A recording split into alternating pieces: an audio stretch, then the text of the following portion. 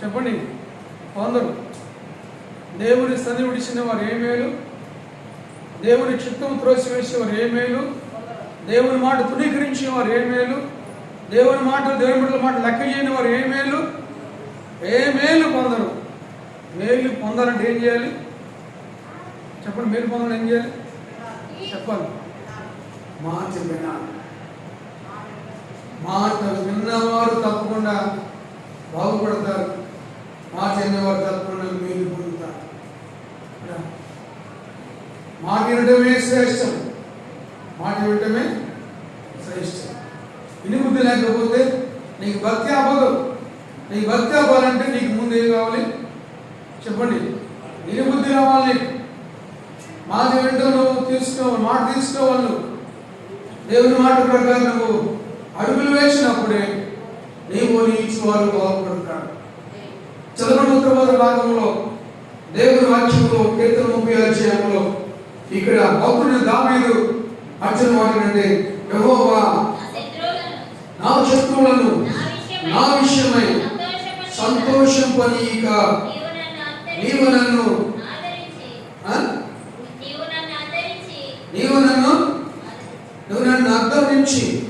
ఉద్ధరించి ఉన్నావు అన్నమాట. కాబట్టి ఇక్కడ దేవుని కలిగిన మనం భూమి మీద దేవుని కలిగిన వారికి దేవుడున్న వారికి శత్రువులు అంటూ ఉండనే చెప్పండి. ఉండరు. దేవునికి శత్రువులు లేరు. దేవుడులకు శత్రువులు అనేవారు ఎవరునో ఉండరు. కాబట్టి ఇక్కడ చూడండి, ఇక్కడ నా విషయమై సంతోషింపనీక నీవు నన్ను ఉద్ధరించినావు. దేవుడు నన్ను ఉద్ధరించే దేవుడు అనగా మన దేవుడు బాగుంచే దేవుడు, మనం బ్రతికించే దేవుడు, మన లేవనెత్తే దేవుడు, మనల్ని పోషించే దేవుడు, మన స్థితిగతులు మార్చే దేవుడు, మన పరిస్థితులన్నింటిలోంచి మనం తప్పించుకున్న దేవుడు, మనని బాగుంచగలిగిన దేవుడు, శక్తి గల దేవుడు మన ప్రభు, మన రక్షకుడు. నేను ఎవరు ఉద్ధరిస్తారు? నేను ఎవరు బాగు చేస్తారు? నీకెవరు మేలు చేస్తారు? నేనెవరు ఆదుకుంటారు? నేనెవరు పోషిస్తారు? నీకెవరు సహాయకులు ఎవరున్నారు? ఉద్ధరించగల దేవుడు, బాగుంచే దేవుడు మన ప్రభు యేసయ్య మనకున్నాడు. ఆయన మనను ఉద్ధరించినాడు. ఆయన మనం ఉద్ధరించాడు కాబట్టి, ఆయన మనకు మేలు చేశాడు కాబట్టి, ఆయన మనం దీవించాడు కాబట్టి, ఆయన మనం పోషిస్తున్నాడు కాబట్టి, ఆయన మన ఈ రోజు వరకు సజీవులుగా ఉంచాడు కాబట్టి మనం బ్రతుకున్నాం. మన ఎవరు ఉద్ధరించి వారి లోకంలో ఎవరు లేవు. నేను ఎవరైనా ఉద్ధరిస్తారని నువ్వు అనుకుంటున్నావా? నా కాళ్ళు ఉన్నారు, నాకు వీళ్ళున్నారు, వాళ్ళని ఉద్ధరిస్తారు, వీళ్ళని ఉద్ధరిస్తారు, వాళ్ళు నాకు సాయం చేస్తే వీళ్ళని సాయం చేస్తారు అనుకుంటున్నాం మనము. కానీ ఎవరు చేసేవారు ఎవరునో లేదు. మనం ఉద్ధరించేవారు, మనం భావించేవారు, మనం బ్రతికించేవారు, మనం పోషించేవారు, మన ప్రాణమును పోకుండా మన ప్రాణమును కాపాడేవారు ఎవరున్నారండి? దేవుడు ఒక్కడే. దేవుడు ఒక్కడే. మన స్థితిగతులను మార్చే దేవుడు ఒక్కడే. మన పరిస్థితులను మార్చే దేవుడు ఒక్కడే. మన ఆదుకునే దేవుడు ఒక్కడే. మనం పోషించేది దేవుడు ఒక్కడే. మనకు ఆరోగ్యం ఇచ్చేది దేవుడు ఒక్కడే. మనకు బలం ఇచ్చేది దేవుడు ఒక్కడే. మనకు వచ్చిన రాత్రిని మనం స్వస్థపరిచేది దేవుడు ఒక్కడే. ఈ లోకం నిన్ను ఉద్ధరించదు.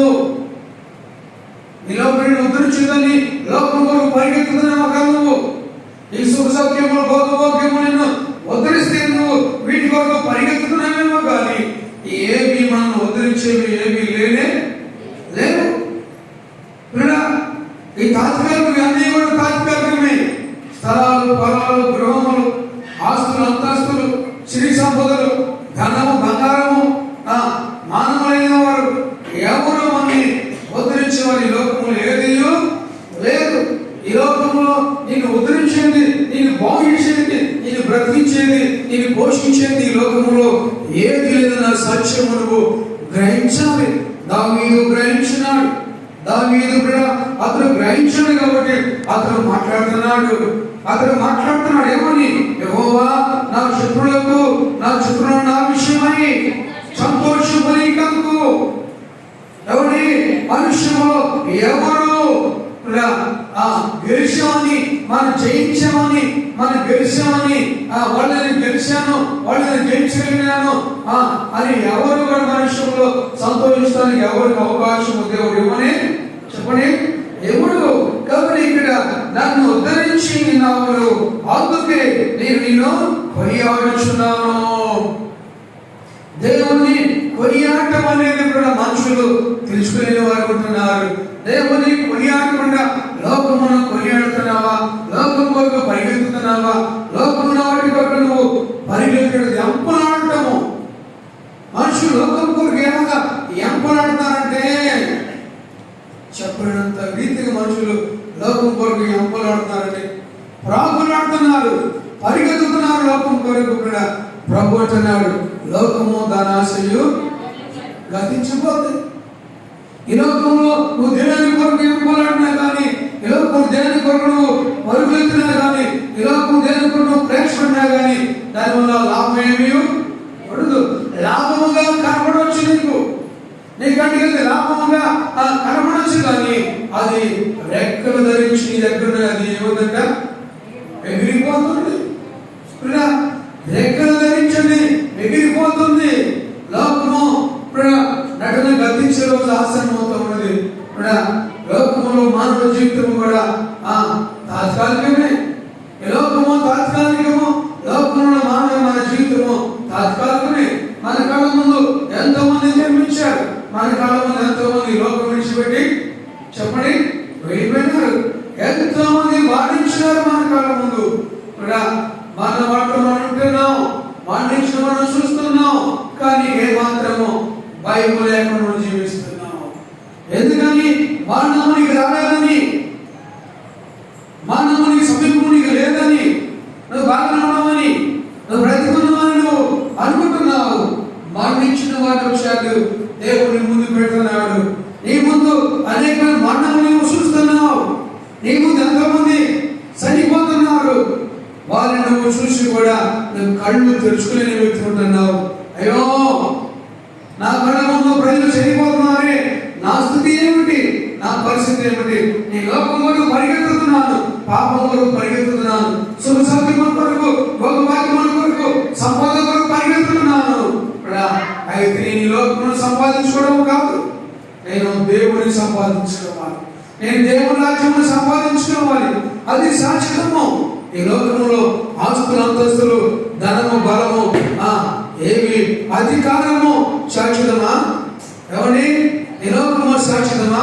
ఈ లోక పరిపాలకులు ఎంతకాలం పరిపాలన చేస్తారు? ఎంతకాలం అంటే శాశ్వత కాలం పరిపాలన ఎవరికి లేదు. యేసయ్య పరిపాలన చెప్పండి, ఏళ్ళ పరిపాలన. ఏంటండి? ఏళ్ళ పరిపాలన, అంతులేని పరిపాలన. యేసయ్య రాజ్యం పరిపాలన కూడా ఆ పరిపాలనలో దేవుడు నీకు అధికారం ఇస్తా అంటున్నాడు. ఆ పరిపాలన నీకు అధికారం ఇస్తాడు దేవుడు. నీకు పరిపాలన చేయడం దేవుడు అధికారం ఇస్తా అంటున్నాడు. ఇశ్రాయేలు పండిపోతున్న వరకు, ఇశ్రాయేలు పండిపోతున్న వారికి తీర్పు ఇచ్చే అధికారం దేవుడు నీకు ఇస్తా అంటున్నాడు. ఆ న్యాయ సింహాసనం యొక్క కూర్చునే భాగ్యం దేవుడు నీకు ఇస్తా అంటున్నాడు. ఎంతకాలం మనం కూర్చోగలము? తాత్కాలికమే కదా. కాబట్టి ఇక్కడ పోగొంటున్నాడు, ఇక్కడ భక్తుడు అంటున్నాడు, అందుకే నేను కొనియాడుచున్నాను. యెహోవా నా దేవా, నేను నీకు మొరపెట్టగా నీవు నన్ను స్వస్థపరిచితివి. చూడు, ఇక్కడ దావీదు అక్షరవాడేనంటే ఏమన్నాడు? యెహోవా నా దేవా, నేను నీకు మొరపెట్టగా నీవు నన్ను స్వస్థపరిచితివి. దేవునికి మొరపెట్టట మనుషులు నేర్చుకోవాలండి. దేవుని దగ్గర వచ్చి దేవుని బాధ పట్టుకొని కూడా ప్రతి సమస్య వరకు దేవుని అడగవాళ్ళ వచ్చిన వారు మనం. ఇక్కడ భక్తుడిని దాగుతున్నాడు, యెహోవా నా దేవా నీకు మొరపెట్టగా. మొరపెట్టే విధానము మనుషులు కూడా దేవుని చెందుకు వచ్చి మొరపెట్టలేని వారు ఉంటున్నారు, కానీ కాల్చిన వారు ఉంటున్నారు. ప్రార్థన చేస్తున్నావు కానీ ప్రార్థన లేదు. ఏదో చేయను కాబట్టి చేస్తున్నావు, ఏదో రావణు కాబట్టి ఇష్టం వచ్చిపోతున్నావు. క్రమం ఉందా నీకు? భయం ఉందా? భక్తి ఉందా నీకు? నీ ఇష్టం వచ్చినట్టు నువ్వు ప్రార్థన చేస్తున్నావు. నేర్చుకుంటున్నావు. దేవుని చిత్తానుసారంగా నేను జీవించాలన్న నిర్ణయం లేని వ్యక్తి ఉంటున్నావు. దేవుని చిత్తం నేను నెరవేరిస్తే అది నాకు ఆశీర్వాదము, నా బిడ్డలకు ఆశీర్వాదం అని నువ్వు ఇంకా నేను కన్నులు తెరలేని వ్యక్తి ఉంటున్నావు. ఇంకా నువ్వు అజ్ఞానంగానే జీవిస్తున్నావు. ఇంకా నువ్వు మూర్ఖుడిగానే జీవిస్తున్నావు. ఇంకా నువ్వు మూర్ఖురాలుగానే బతుకుతున్నావు. నువ్వు ఎంతకాలం నీ మూర్ఖ స్వభావం నువ్వు వదులుకోలేకపోతున్నావు. దాన్ని నువ్వు విడిచిపెట్టలేకపోతున్నావు. దేవుని చిత్తానుసారంగా నువ్వు అడుగులు ముందుకు వెళ్ళిన వ్యక్తి ఉంటున్నావు. ఎప్పుడు చూసినా నువ్వు ముందు వచ్చి ప్రార్థన ప్రారంభించడానికనే నువ్వు ముందు వచ్చి మందులు ఊడ్చి పైకి పెట్టి ముందు ప్రార్థన క్షణము నీకున్నదా? ముందు వచ్చిన కూర్చొని అనుభవం నీకున్నదా? దేవునికి ముందు వచ్చిన మందులు దేవునికి కనపడ్డావు నువ్వు? అందుకని ప్రభావ నేను ముందు వచ్చాను ప్రభావ. బుధవారం ముందు వచ్చావా? శనివారం ముందు వచ్చావా? ఆదివారం ముందు వచ్చావు? నువ్వు ఎప్పుడన్నా దేవుడికి నువ్వు లెక్క అప్పగించాడు. జాగ్రత్త. దేవుడికి నువ్వు లెక్క అడుగుతాడు. జాగ్రత్త. ప్రియమైన సంగమా, భక్తి అంటే ఆశ్చర్యం అనుకుంటున్నావా? భక్తి అంటే ఆటలు అనుకుంటున్నావా? దేవుడు చదువుంటే ఆటలు అనుకుంటున్నావా? దేవుడు ఏం చేయడం అనుకుంటున్నావా? దేవుడు లెక్క లేకుండా దేవుడు లెక్క లేకుండా నువ్వు జీవిస్తున్నట్లయితే తప్పకుండా దేవుడికి లెక్క అప్పగించాలి. తప్పకుండా దేవుడు లెక్క అప్పగించే రోజు రాబోతుంది. అది ఏ రోజు అంటే నేను చెప్పలేను. అదే రోజు నేను చెప్పలేను. ప్రియమైన సంగమా, ఇక్కడ భక్తుడు యెహోవా నా దేవా నేను నీకు మొరపెట్టగా నన్ను స్వస్థపరిచితివి. స్వస్థపరిచే దేవుడు అనుకున్నాడు. ఎట్టి వ్యాధి అయినా, ఎలాంటి వ్యాధి అయినా, ఎలాంటి పరిస్థితి అయినా, ఎలాంటి దారుణమైన పరిస్థితి అయినా కానీ, ఎంతటి వ్యాధి అయినా కానీ, మరణకరమైన ఏ వ్యాధి అయినా కానీ మన ప్రభువు తప్పకుండా మనం ఏం చేస్తాడైనా చెప్పండి. ఆయన స్వస్థపరిచే దేవుడు, స్వస్థపరిచే యెహోవా ఆయన. నిజంగా దేవుడు మనను స్వస్థపరిచాడు కాబట్టి నువ్వు బ్రతుకున్నావు. నీకు వచ్చిన వ్యాధిని బట్టి, నీకు వచ్చిన మరణకరమైన వ్యాధిని బట్టి, నీకు వచ్చిన అనారోగ్యం బట్టి దేవుడు మాట్లాడినప్పుడు, ప్రార్థన చేసినప్పుడు, ఆయన పదవట్టుకుని కన్నీరు వచ్చినప్పుడు దేవుడు నిన్ను బ్రతికించినాడు, నన్ను బ్రతికించినాడు, మనల్ని దేవుడు చెప్పండి బ్రతికించినాడు. దేవుడు మనల్ని స్వస్థపరిచే మనను. ఆయన పరమ వైద్యుడు, ఆయన పరమ డాక్టర్. ఆయన భక్తుడు ఇక్కడ నేను నీకు మొరపెట్టగా నువ్వు నన్ను స్వస్థపరిచితివి. నేను నీకు మొరపెట్టగా నువ్వు నన్ను స్వస్థపరిచావు. నువ్వు దేవునికి మొరపెడితే దేవుడు నిన్ను స్వస్థపరుస్తాడు. నువ్వు దేవుడిని మొరపెడితే దేవుడిని సంస్కరిస్తాడు. నువ్వు దేవుడిని మొరపెడితే దేవుడు బాధపడుతుంటే ఎట్టి సమస్యను దేవుడు తప్పకుండా మనను తీర్చే దేవుడు, విడిపించే దేవుడు, భవిష్యత్ దేవుడు, బ్రతికించే దేవుడు. కొండను సైతం కూడా తొలగించిన దేవుడు, ఎలాంటి పరిశీలించిన దేవుడు తప్పకుండా ఏం చేస్తాడు? విడిపించే దేవుడు. ఎంతకాలం విశ్వాసంగా ఉన్నావు. దేవుని మేలు ఎన్నో పొందుకున్నావు. ఎన్నో దేవుని దీవులను పొందుకున్నావు. ఎన్నో పర్యాలు అనారోగ్యం వచ్చినప్పుడు దేవుడిని స్వస్థపరిచాడు. నీ పరిస్థితులు దేవుడు చక్కదిద్దాడు. నీ ఆర్థికంగా దేవుడిని విడిపించాడు. దేవుడు నీకు వెలిగించిన దేవుడు నీ బిడ్డలకు వెలిగించాడు. దేవుడు ఇంకా నువ్వు కృతజ్ఞత ఘాతుకుడిగా జీవిస్తున్నావు. ఇంకా నువ్వు కృతజ్ఞత ఘాతుకులుగా జీవిస్తున్నావు. కృతజ్ఞత ఘాతుకుడిగా ఉండవచ్చా? కృతజ్ఞత ఘాతుకులుగా ఉండవచ్చా? కృతజ్ఞత కలిగి భక్తి చేయాలి. నువ్వు ప్రతిజ్ఞత కాలము కృతజ్ఞత కలిగే నువ్వు చెప్పండి భక్తి చేయాలి. మరి విశ్వాసము కలిగి నువ్వు జీవించాలి. విశ్వాసం గల జంతువు ఏంటంటే చెప్పండి, అది ఒక్కొక్క రోజు ముందుకు పోయి బతికినంత కాలం విడిచిపెట్టనే ఇప్పుడు దేవుడికి భూ పెట్టలేదా? చెప్పండి, దేవుడికి భోజనం పెట్టలేదా? ఎవడి దేవుడికి ఏం తక్కువ చేశాడు చెప్పు? దేవుడికి ఏం చెప్పు? నీకు దేవుడిని పోషించలేదా? నీ బిడ్డల దేవుడు పోషించలేదా? నీకు వచ్చే అనారోగ్యం దేవుడిని విడిపించలేదా? దేవుడిని స్వస్థపరచలేదా? నీ బిడ్డల దేవుడు స్వస్థపరచలేదా? నిన్ను దేవుడు బాగు చేయలేదా? మరి నువ్వు ఎంత విశ్వాసం లేకున్నా, ఎంత కృతజ్ఞత కలిగి ఉన్నావు? కలిగి బ్రతకడం నేర్చుకోవాలి. ప్రతి ఒక్కరు మనం ఏం కలిగి ఉండాలి చెప్పండి? కృతజ్ఞత కలిగి బ్రతకడం నేర్చుకోవాలి ప్రతి ఒక్కరు కూడా. ఏ రోజు ఆ రోజు పరగడుకైతే నువ్వు నరకానికి పోతావు. జాగ్రత్త. పెట్టినరోజు పోయినంటే పక్కన రోజు తినమంట. ఏంటంటే పెట్టినరోజు పోయినంటే పట్టకపోతే చావంట. నీ జీవిత కాలంలో ఎంతకాలం నువ్వు దేవుడిని పోషిస్తున్నావు చెప్పండి? నీకు 20, 30, 40, 50 సంవత్సరాలు, 60, 70 సంవత్సరాలు నీకు వయసు వచ్చింది. ఇన్ని సంవత్సరాలు దేవుడిని పోషించలేదా? ఇన్ని సంవత్సరాలు దేవుడిని ఇవ్వట్లేదా? చెప్పండి. అడిగినవన్నీ దేవుడిని ఇస్తున్నాడు. అడిగిన వాటికంటే కూడా, ఊహించిన వాటికంటే కూడా అత్యధిక మేలు దేవుడికి చేసేది కదా. దేవుడు చేసిన మేలు ఒకసారి జ్ఞాపకం చేస్తూ దేవుడిలో ప్రార్థన బట్టి ఈరోజు ఈ స్థితిలో ఉన్నాను నువ్వు తెలుసుకున్నట్టే నువ్వు ఎంత మేలు పొందుతావు. ఇక్కడ భక్తుడున్నాడు యెహోవా చూడవచ్చు. యెహోవా పాతాళంలో నుండి నా ప్రాణమును లేవదీసితివి. ఎక్కడి నుంచి అంటే పాతాళములో నుండి నా ప్రాణము నువ్వు లేవదీసితివి. అవును నాకు చెప్పు. ఎంత గొప్ప దేవుడు అండి, ఎంత ప్రేమల దేవుడైనా నిన్ను నన్ను మనలను మన ప్రాణములను పాతాళంలో పోలేకుండా అలా నరకానికి పోలేకుండా దేవుడు మనం బయటకు తీసుకొచ్చి దేవుడు మనం రక్షించుకున్నాడు కదా. నిత్య రాజ్యంలో దేవుడు మనం వారసులు చేశాడు కదా. లేకపోతే ప్రభుని అంగీకరించకపోతే, దేవుడి రాకపోతే, నువ్వు మార్పు చెందకపోతే, నువ్వు మార్పు పొందకపోతే నీ ఆత్మ పాతాళంలో ఉండేది కదా. ఆ ధనవంతుడు పాతాళంలో ఉండి కేకలు వేస్తాడు కదా. ఆ ధనవంతుడు నీ గతి కూడా అలాగే అయిపోయేది కదా. నీ పరిస్థితి కూడా పాతాళంలోకి వెళ్ళిపోయేది కదా. నీ ఆత్మ కూడా ఆ ధనవంతుడు లెక్క లేకుండా వేరవేగాడు, తల ఎగరేశాడు. పొగరా మనుషులకి ఏముంది వదటండి.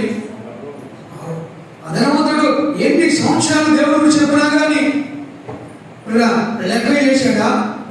దేవుడి దగ్గరకు వచ్చాడా? అప్పుడు అతను పాతాళంలో బాధపడచ్చు. కళ్ళకి దూరం అని చూసి అబ్రహామును ఆనుకొని ఉన్న లాజరును చూసి తండ్రి అబ్రహామా నా యందు కనికరపడి తన వేలును కొనను నేలలో ముంచి నా నాలుగును చల్లచుటకు లాజరు నాటికి పంపమని ఆ ధనవంతుడు కేకలు వేస్తూ ఉన్నాడు. దీనికిన అగ్ని జ్వాలలో ఆయన నరకంలో యాత్ర పడుచున్నాను. ప్రియమైన సోదరుడా, ప్రియమైన తల్లి, తండ్రి, నరకానికి పోకుండా నీ ఆత్మ రక్షించడానికి యేసుక్రీస్తు ప్రభువు ఈ లోకానికి వచ్చాడు. నమ్ము, ఇప్పటికైనా ప్రభువు నమ్ము. ఇప్పుడు యేసుక్రీస్తు ప్రభువును అంగీకరించు. దేవుడికి రాదు మారు మనసు పొందాలి. లేకపోతే నీ ప్రాణము, నీ ఆత్మ నరకానికి ఉంటుందని జాగ్రత్త అని ప్రభువు అంటూ ఉన్నాడు. ఇక్కడ ఈ బైబిల్లో ధనవంతుడు కూడా అతడు మార్పు చెందలేదు. అతడు ప్రభువును అంగీకరించినందుడు లెక్క చేయలేదు. దేవుడిని లెక్క చేయలేదు. దేవుడి లెక్క చేయలేదు. దేవుడి వాక్యం లెక్కలోకి వెళ్ళిపోయినట్టు నరకానికి వెళ్ళిపోయినట్టండి. ఈ ఆత్మ నరకంగా పోకూడదని ప్రభు ఆశపడుతున్నాడు. నేను ఒక్కరు నశించి నరకాన్ని పోవడం ప్రభుకి ఇష్టమో లేదు. నీ ఆత్మ పాత్రలో పోకుండా దేవుడు తప్పించాడు కదా. దేవుడు చేసిన మేలు ఎంత మేలు దేవుడు చేశాడు తెలుసా నీకు? దేవుడు నాకేం చేశాడు? దేవుడు నాకేం చేశాడు? దేవుడు నాకేం చేశాడు?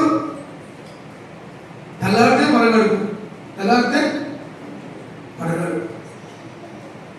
దేవుడు చేసిన మేలు ఒకసారి నువ్వు జ్ఞాపకం చేసుకో. ఏమిచ్చినా నువ్వు తెలుసుగలవు. ఈ రోజు నువ్వు నీ కుటుంబం సజీవం ఉన్నారంటే దేవుడు చేసిన మేలు కదా. దేవుడు ఇంకా నాకు బ్రతికించాడంటే దేవుడు చేసిన మేలు కాదు ఇది. దేవుడు నీకు నిత్య రాజ్యం సిద్ధపరిచాడు. నీ ఆత్మ పాతాళం కూడా దేవుడికి ఇష్టం లేక ఆ పాతాళంలో దేవుడు నిన్ను బయటకు తీసుకొచ్చాడు. దేవుడు కూడా నిత్య రాజ్యములకు దేవుడు నేను వారసులు చేశాడు. కాబట్టి ఇక్కడ భక్తుడు మాట్లాడితే యెహోవా పాతాళంలో నుండి నా ప్రాణమును లేవదీసితివి, నేను గోతిలోనికి దిగకుండా నీవు నన్ను బ్రతికించితివి. ఈనాడు చనిపోవచ్చు నీవు, ఈ రోజు వరకు సజీవుడు ఉన్నావంటే, ఈ రోజు వరకు నువ్వు సజీవుడు ఉన్నావంటే దేవుడు మహాదైవం బట్టి కాదా, దేవుని కృపను బట్టి కాదా, దేవుని ప్రేమను బట్టి కాదా, దేవుడిని ఇంకా బ్రతికించాడంటే నువ్వు ఇంకా దేవునికి లోబడకుండా, నువ్వు ఇంకా దేవుడు లెక్క చేయకుండా, దేవుడి సన్ని లెక్క చేయకుండా, దేవుడి వాక్యం లెక్క చేయకుండా, దేవుడి వాక్యం లెక్క చేయకుండా తలగరేస్తున్నావా, తిరుగుబాటు చేస్తున్నావా, ఎదురు తిరుగుతున్నావా? సౌలా సౌలా నీవేలా మునిపోయి ఎదురు తనుచున్నావు. సౌలు లెక్క చేయలేదు, సౌలు విరమిగిన, సౌలు అత్యయించిన, సౌలు గర్వించినాడు. కాబట్టి ప్రభు చూసినాడు, ప్రభు చూసినాడు, ప్రభు చూస్తున్నాడు. నా ప్రభు చూస్తున్నాడు, చూస్తున్నాడు. నా ప్రభు రక్షకుడు యేసయ్య మనల్ని చూస్తున్నాడు. సౌలును చూసిన దేవుడు నిన్ను నన్ను చూడడా? ఎవరి సౌలును దర్శించిన దేవుడు నిన్ను నన్ను దర్శించడా? సౌలును దేవుడు దర్శించినాడు, తన జీవితం మార్పు చెందేశాడు. సౌలు దేవుడు దర్శించినాడు, దేవుడు సౌలు పౌలుగా మార్చాడు. ఎంతమంది సౌలు లాంటి వారు ఉన్నారు, ఎంతమంది అవిధేయులు ఉన్నారు, ఎంతమంది దేవుడు విరోధంగా జీవించేవారు ఉన్నారు. సౌలును దేవుడు పట్టుకున్నాడు, సౌలు దేవుడు పట్టుకున్నాడు, పౌలుగా మార్చాడు. సౌలు నాటకాన్ని కూడా దేవుడికి ఇష్టం లేదు, అందుకే దేవుడు సౌలును దర్శించినాడు. ఈ మధ్యాహ్న కాల సమయంలో సౌలు దర్శించిన దేవుడు అనేకం దర్శించుడు గాక. ఈ లోకమునికి సాక్షి అనుకున్నావా? పొలాలు, స్థలాలు, భూమి, భాగము, ధనము, బంగారము, డబ్బు ఎన్ని నీకు సాక్షి అనుకున్నావా? ఏది నీ తాతలేని, నీ తల్లిదండ్రులు లేని? చెప్పండి, వారు ఎంతో సంపాదించినారు, ఉన్నారా? తీసుకెళ్ళారా? నువ్వేం తీసుకెళ్తావు నువ్వు అనుకుంటున్నావు? నువ్వు మనం ఎవరు ఏమి తీసుకెళ్ళలేము. ఓ రోజు మనం ఈ లోకం నుంచి వచ్చిన వారమే. మన కడుపు ఎంతమంది చెప్పారండి? కడుపు తెచ్చుకోలేదు నువ్వు, కడుపు మీ పట్టి ఏమన్నా నీకు? మరి ఎందుకు పరిగెత్తుతున్నావు లోకం వరకు? ఎదురుగాండి, దేవుని వైపు చూసి పరిగెత్తండి, దేవుని సన్నిధికి పరిగెత్తండి, దేవుని రాజ్యాన్ని పరిగెత్తాలి. మనము లోకం వరకు పరిగెత్తకాకు. నువ్వు ఏ ఆశీర్వాదం నీకు రాదు, ఎలాంటి ఆశీర్వాదం మనకి రాదు. యేసు వైపు చూచు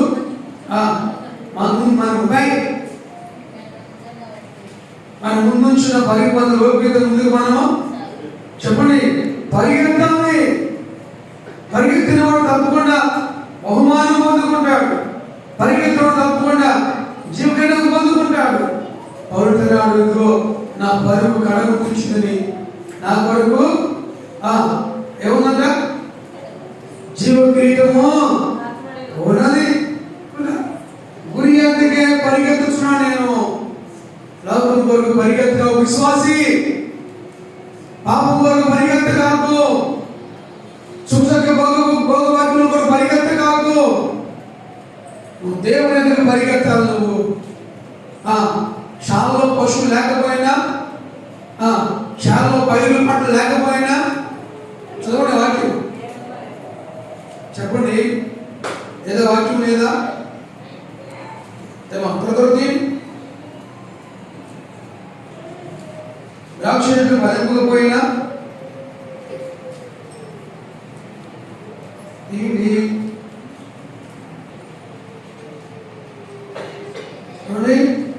3వ అధ్యాయం 17 వచనం 772 పేజీ నంబర్ 772 పేజీ నంబర్ పరిశుద్ధ గ్రంథంలోని హబక్కూకు గ్రంథము 3వ అధ్యాయం 17 వచనం. అంజూరపు చెట్లు పూయబడినను, ద్రాక్ష చెట్లు ఫలింపబడినను, ఒలివ చెట్లు కాపు లేకపోయినను, చేనుల పైన పంటలు రాకపోయినను, గొర్రెలు లేకపోయినను, సాల పశువులు లేకపోయినను, నేను యెహోవాయందు ఆనందించుదును.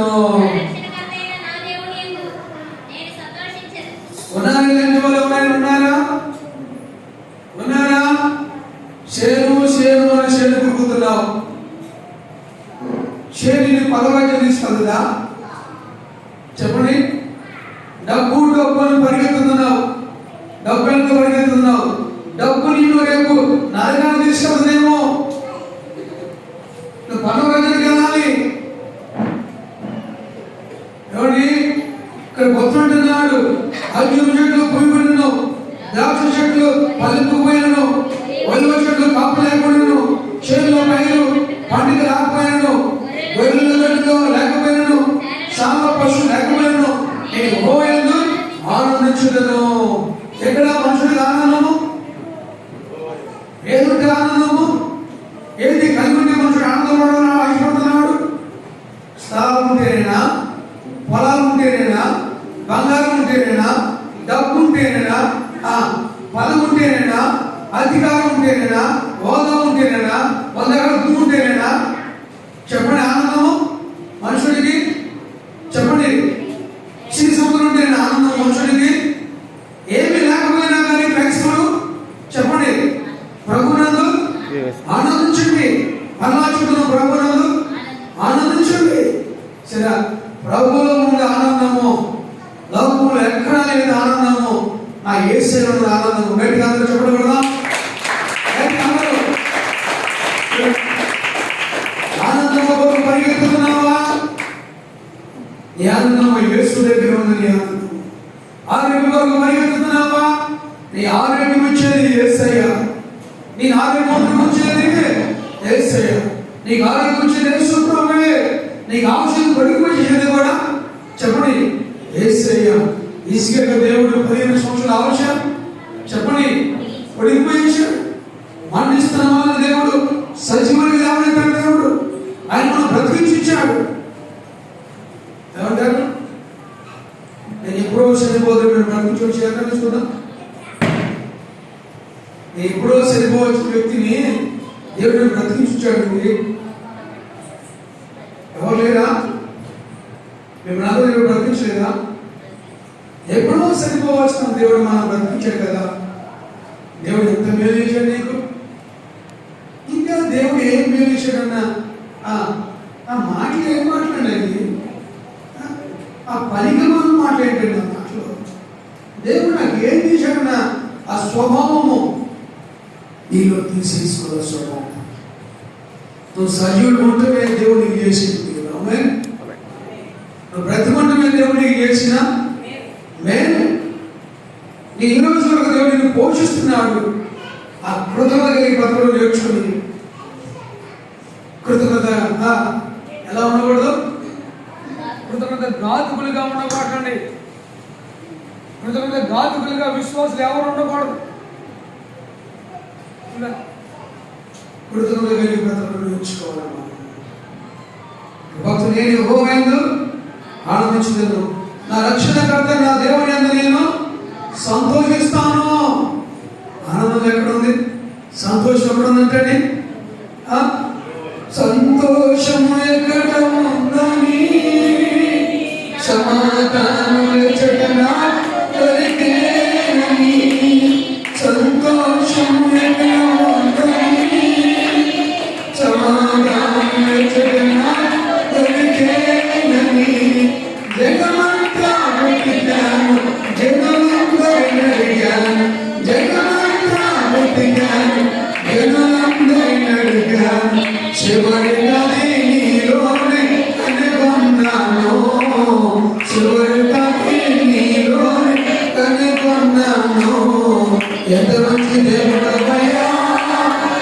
యేసయ్యా చింతలన్నీ తీరేనయ్యా నిన్ను చేరినా చింతలన్నీ తీరేనయ్యా నిన్ను చేరినా. నీ దగ్గర మీ సన్నిధికే స్తుతులు చెల్లిస్తున్నాం. ఈ మాటలు కొద్ది మాటలు మాకు అందించండి. ఈ మాట ప్రజలను ఫలింపొచ్చి వాక్యానుసరం జీవించే భాగ్యం మీరు మాకు అందరికీ కనిపించండి. విద్యావంతుని పడి నడిపించినాం.